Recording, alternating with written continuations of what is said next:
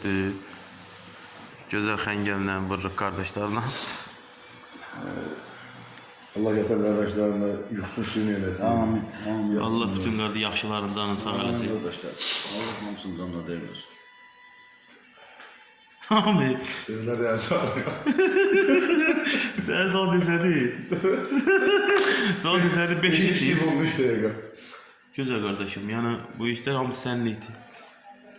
Götürüyorum. Neyse. Biz qoymadı da gedək həyatımızı yaşayaq. Po. Ne dedim ben işte? Qoymadı da bu adam gedək həyatımızı yaşayaq. Gözəl Ramil. Ramil, səninlə mən fəxr edirəm. Ramazan. Sen yine kardeşleyeceksin. Ramil, salam ver dostlara, qardaşlarım. Salam olsun bütün dostlara, kardeşlere. Saat necədir sən balazını? 5 işli 15 dakika. Deyir bura nədir adı nəmi? Nə qoyublar ora?